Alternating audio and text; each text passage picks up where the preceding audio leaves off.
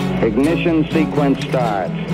6, 5, 4, 3, 2, 1, 0. Liftoff. We have a liftoff.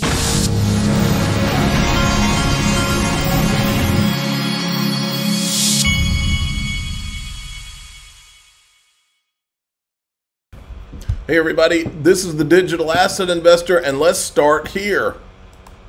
We're embracing the future with crypto and leaving the slow and outdated big banks behind. That's what we want to do. Okay, now the election is coming up on Tuesday, and we're gonna be talking about a little bit of this kind of stuff, how it might tie into crypto and all the above. Look how uncomfortable this podcaster gets when crazy Michael Saylor starts talking Bitcoin. Bitcoin's doubling the Magnificent Seven. So in terms of is Bitcoin the answer? Yeah, sure. If you want to beat the S&P index, you need something better than a typical good company. A well-run company will at best keep up with monetary inflation. You need a monstrous digital monopoly like the Magnificent Seven to outdo it. But the greatest digital monopoly in the world, Trish, is the digital monopoly of money. I mean, the greatest digital network in the world is Bitcoin. Bitcoin is Facebook for money, right? It's Google for money. If all the smart, rich people in the world decide that they want to store their money in a bank in cyberspace that will never be debased and hold it for the next 100 years, right? Isn't that the best investment by definition? Because every other company has some kind of crack in its armor, some kind of attack surface. All the other companies get taxed. They have employees, they have headquarters, they get hit with tariffs and fines and et cetera. So find me a big tech monopoly that is global, that sells a product that everybody wants, nobody can stop. It's you. And it's nobody MSTR. understands. No, it's Bitcoin. Yeah, MSTR, a company that doesn't do what the company was founded to do. It just buys Bitcoin. Check this out. In 2018, crypto investor Michael Turpin was hacked through a SIM swap. He lost around 24 million, and so been a lot of SIM swaps in this space. I just wanted to bring to your attention, if you haven't ever don't realize how it happens, this is it. Attacker collects data on the victim through social media phishing. Thief calls phone service provider, impersonates victim. Not only that, but sometimes they literally, like hacker groups will send one of their people to go get a job at like a Verizon or an AT&T, and they literally do it that way. Step 3, thief tricks carrier into switching victim's mobile number to SIM card on thief's phone. Now thief gets incoming calls and texts meant for the victim, including account access codes. That's how they do it. Check this out. This is the Chief Legal Officer of Coinbase. Slowly but surely the picture is becoming clear. After we sued, the FDIC finally started giving us information related to our Freedom of Information Act request about the pause letters it sent to financial institutions as a part of Operation Choke Point 2.0. In short, the contents are a shameful example of a government agency trying to cut off financial access to law-abiding American companies. So far, we've uncovered more than 20 examples of the FDIC telling banks to pause or refrain from providing or not proceed with offering crypto banking services. The public deserves transparency, not an agency that's working behind a bureaucratic curtain. So, I mean, look, people need to be prosecuted for this. That's the only way this kind of government overreach stops. I'm waiting for that. Then yesterday, we had a 21 shares filing for an XRP ETF. I think that if you don't include the grayscale large cap thing they're trying to convert, then it's 3 so far. I believe that's right. 3 companies have filed for XRP ETFs. There will be many more. 21 shares core XRP trust. And then at the same time, the Ripple Q3 markets report, 24 markets report came out yesterday. And this is an interesting note. At times, Ripple supports or transfers XRP to third parties. like ETPs and trusts. In these cases, a reduced XRP amount may return to escrow that month. Until anticipated for broader market entry, this XRP will be reported as XRP held by Ripple. And then Brad Garlinghouse weighed in on all this. The message from the market is clear. Institutional interest in XRP products is stronger than ever. Bitwise, Canary, and 21 Shares just this morning filed S1s for XRP ETFs, while Grayscale launched an XRP trust and filed to convert its multi-asset fund, including XRP, into an ETF. The SEC's war on crypto has lost battle after battle. Their continued disregard for the court's authority will further erode the SEC's credibility and reputation.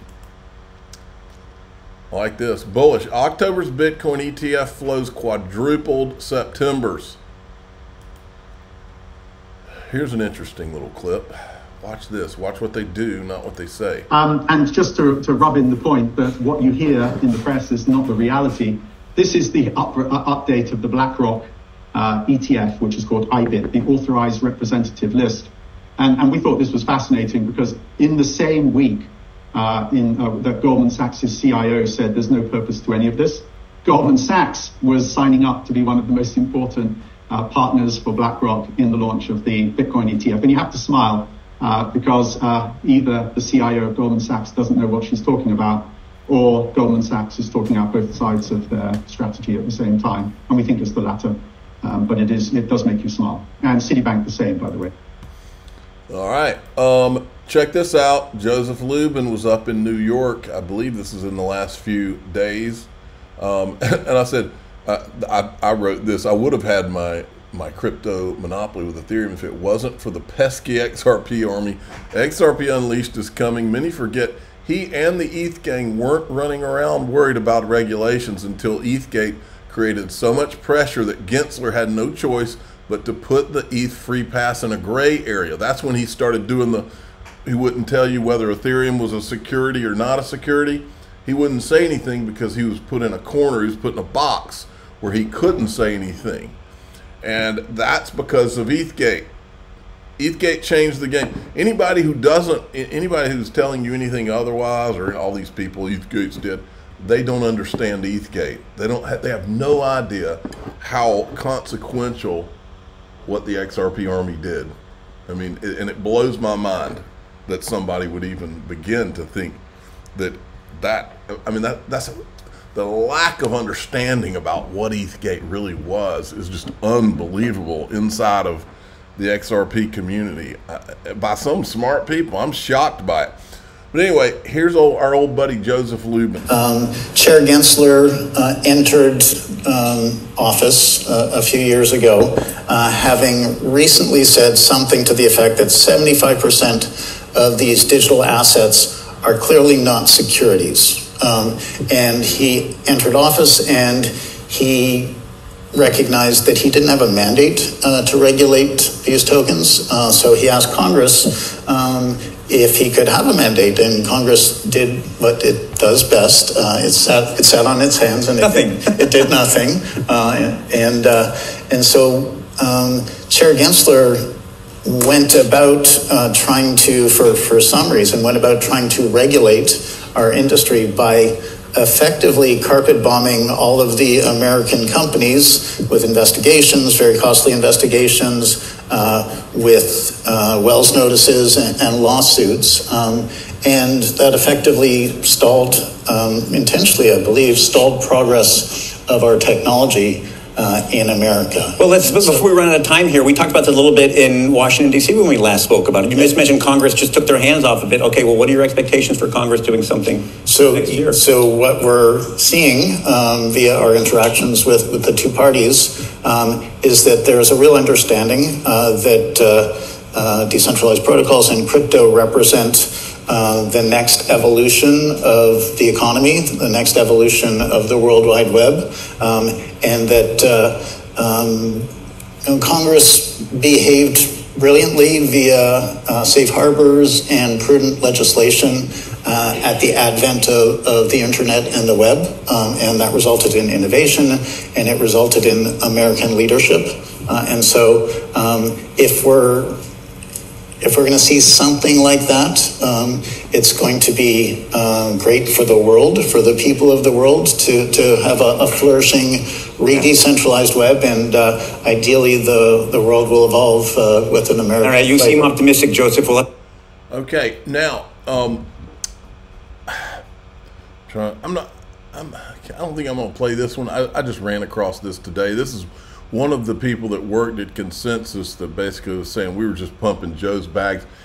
He talks about how the ownership of Ethereum from the ICO is consolidated amongst a very small amount of people.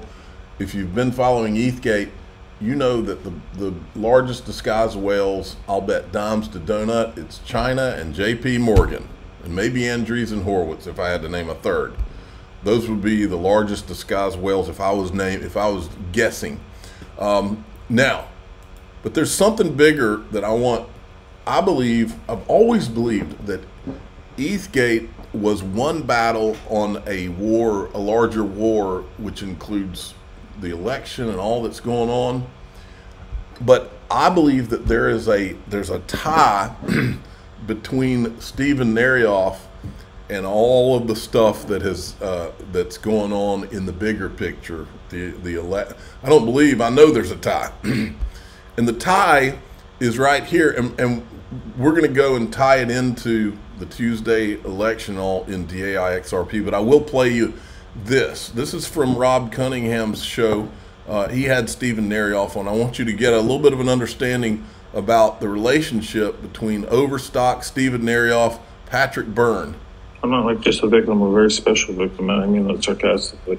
There was 3 separate reasons why they needed to silence me, and the Camden's talking about, it was September 17th, 2019, and what had previously just happened, I had, for anybody who doesn't know, it's a T0, which was a subsidiary of Overstock that was Patrick Byrne's brainchild, and was effectively the first security tokenization. It was SEC approved, and I architected it for Patrick. And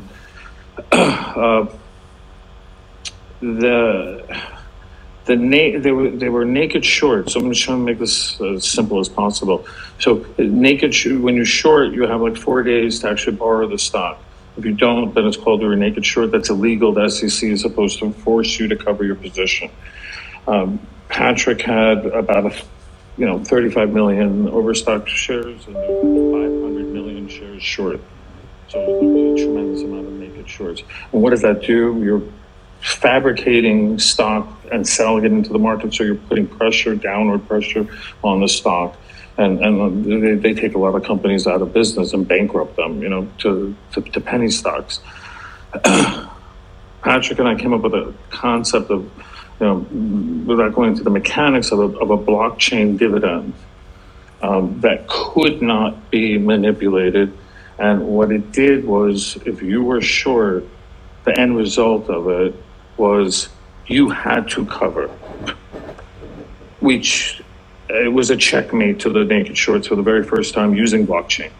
Well, it wouldn't have been possible for blockchain. And so what happened was that the stock started having a short squeeze. The SEC stepped in and invalidated a legal dividend by a multi-billion-dollar American nationally listed NASDAQ company in order to protect these naked shorts, hedge funds, whoever they be. The date of that dividend was the day I was arrested. Why is that pertinent? It's because I would have been the only person that the press could have gone to explain what actually happened. And instead, the narrative in the press was Patrick Byrne did this to manipulate the stock price up because the short squeeze caused that. But clearly that wasn't why he did it. So hopefully everybody understands what I just explained. Okay. So I want you to understand, I believe that, like I said, I believe ETHGATE is like one, and by the way, this is an article about what he's describing there. DOJ brings extortion charges against early advisor to Ethereum T0. And this is the story of when they came after Stephen Narioff, okay? So in DAIXRP.com, I want to further explore this Patrick Byrne guy. And by the connection of Narioff to Patrick Byrne, I think is very significant. And I think it's all connected to the current election and everything. I believe that there are, well, that's all I'll say, but this is pretty fascinating when you check this out at DAIXRP.com. I'm the digital asset investor. I'm not an investment advisor. This is for entertainment purposes only. Please subscribe, hit the like button, tell your friends and family, away we go.